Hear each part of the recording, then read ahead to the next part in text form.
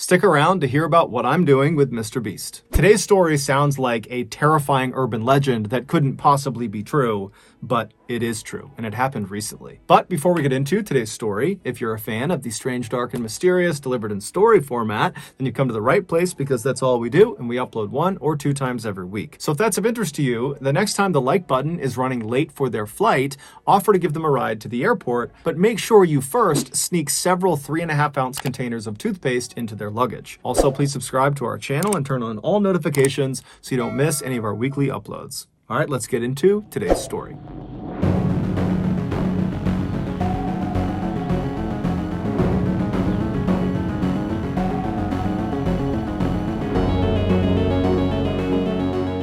In 2017, 27-year-old Lydia Makarchuk left her home country of Ukraine and moved to Bracknell, which is a town just outside of London. Shortly after moving into her new apartment, Lydia went out and got a job as an accountant at a local hotel, and then after that, Lydia pretty much swore off her social life and instead just focused exclusively on working hard and saving money. The one reprieve she got from work was going to church on Sundays. 2 years later, Lydia was at her church enjoying the coffee hour that always followed the Sunday sermon when another member of her church, who she didn't really speak to, this 41-year-old man named Norbert Varga, approached her and kind of awkwardly complimented her shoes. And she was so flattered by this that it opened up a friendly conversation between the two of them. And during this conversation, Lydia was pleasantly surprised to find out that Norbert was an expat too. An expat is someone who lives outside of their native country. Norbert had moved to the UK in 2018, so that's 1 year after Lydia had moved to the UK, and he came from Hungary, which shares a border with Ukraine. And just like Lydia, when he got to the UK,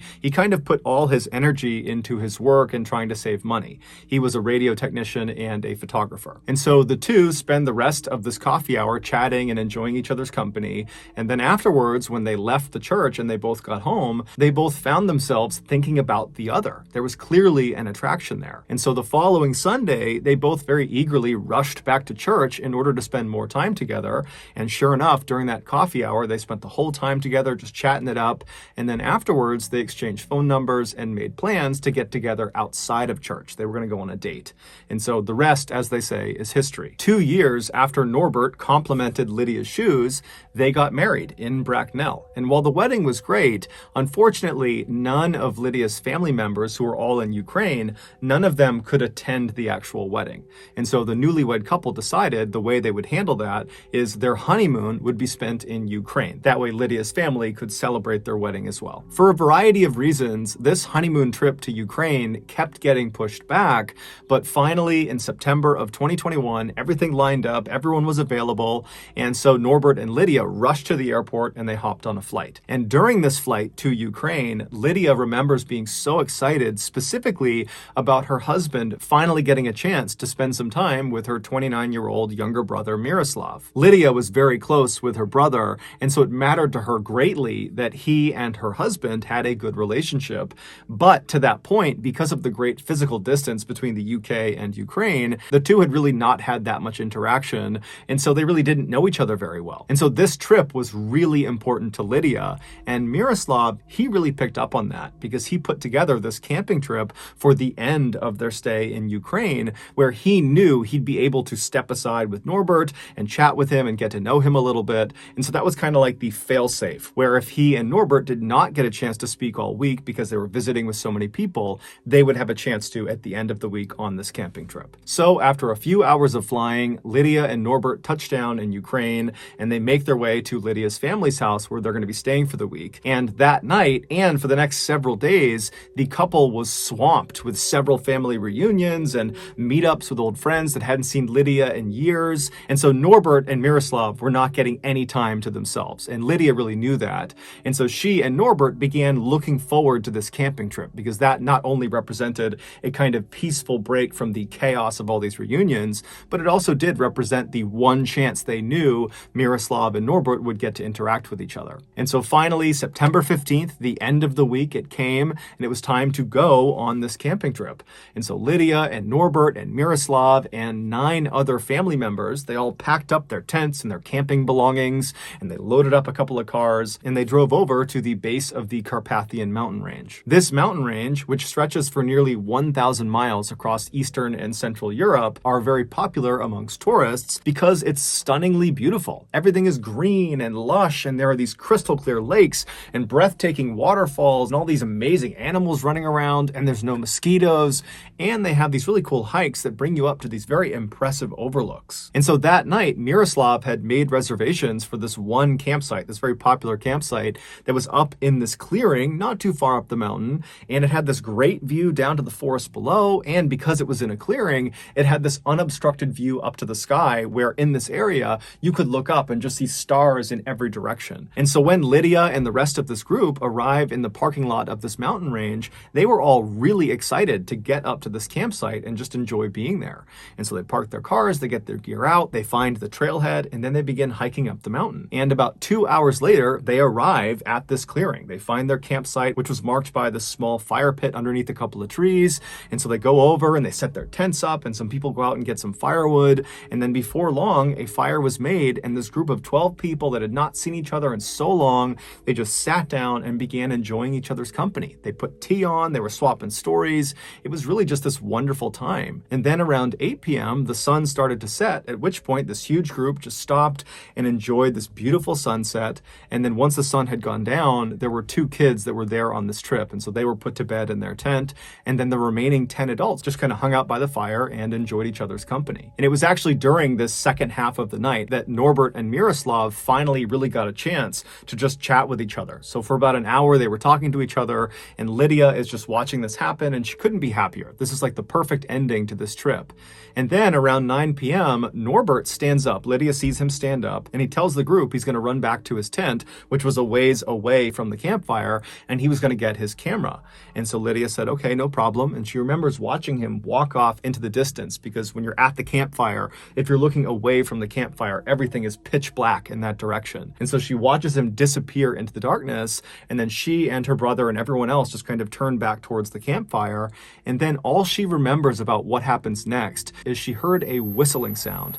And at first it was very faint, but it started to get very, very loud. And when it got loud, she tried to kind of figure out where it was. But before she could, suddenly something hit her in the face, predominantly hit her in the nose. And as soon as it did, she went blind, she went deaf, and then she felt herself on the ground, and she has no idea what's going on. And all she can remember thinking is, oh my God, something horrible has happened to me. I might die. I don't know what's happening, but I might die.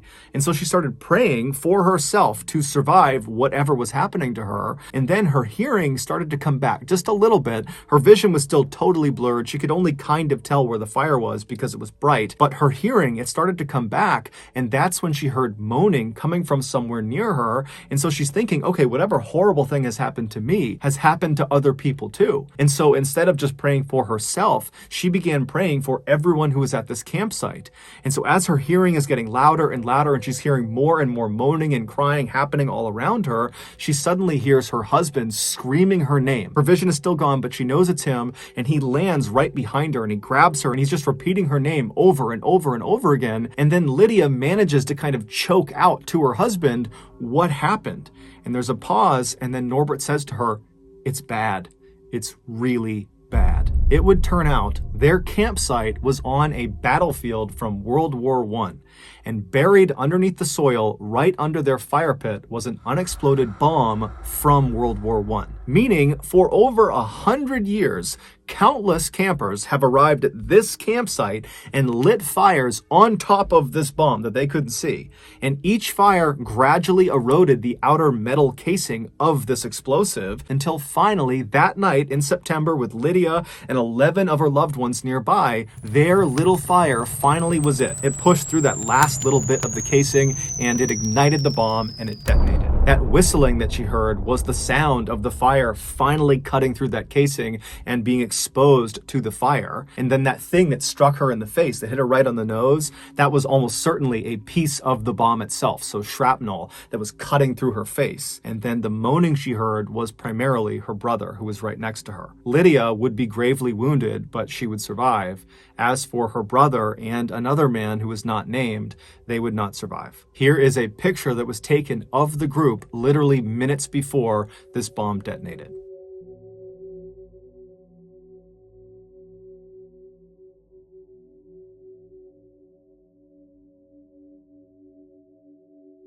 In 2015, I was in the military, and me and my unit were sent overseas to do some training. Now, normally, training for us consisted of doing things both on the land and also in the oceans. But when we got to this particular country, we were told by this country that we were not allowed to go in their waterways unless we had head-to-toe complete full-body protection. And even then, it was still pretty risky. And so naturally, we said, why?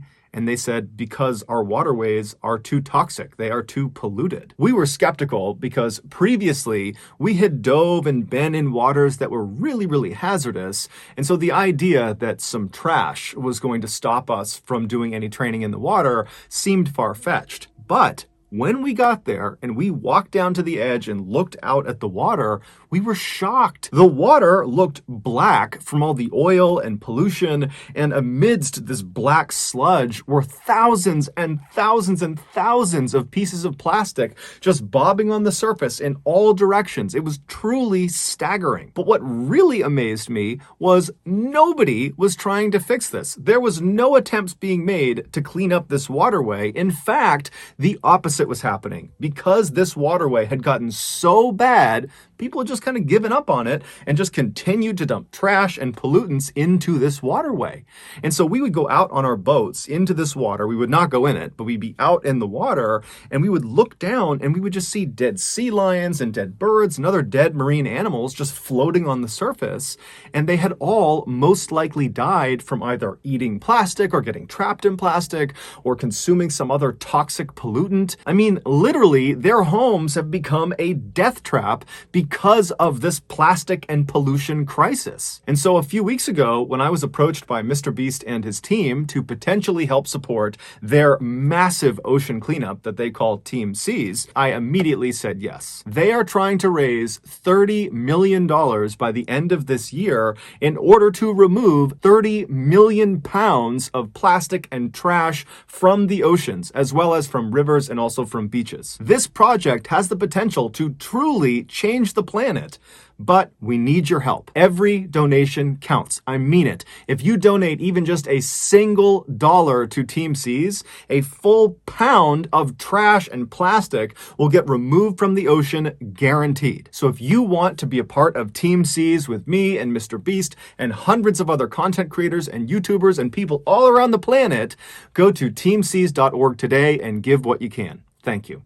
So that's going to do it, guys. If you got something out of today's episode and you haven't done this already, the next time the like button is late for their flight, offer to give them a ride to the airport, but make sure you sneak several 3.5-ounce containers of toothpaste into their luggage. Also, please subscribe to our channel and turn on all notifications so you don't miss any of our weekly 1 or 2 video uploads. We are now selling merchandise like flannels and hats and sweatshirts and all sorts of stuff. If you're interested, go to shopmrballen.com. If you want to learn about upcoming deals and promotions for our shop, go to our shop's Instagram page. The username is shopmrballen. If you want to get in touch with me, you can direct message me on Instagram or on Twitter. My username for both platforms is the same. It's MrBallen. I also have tons of content over on TikTok where my username is also MrBallen. We also have a second YouTube channel just called MrBallen Shorts where we post random short videos and lost episodes. We also have a Facebook page where we post condensed versions of the longer episodes you see on YouTube, and that is just called MrBallen. If you have a story suggestion, please submit it to our subreddit just called MrBallen. It's linked in the description below. So whether I see you on Instagram, Twitter, TikTok, Reddit, YouTube, Facebook, or some combination, just know that I really appreciate your support. And until next time, that's going to do it. See ya.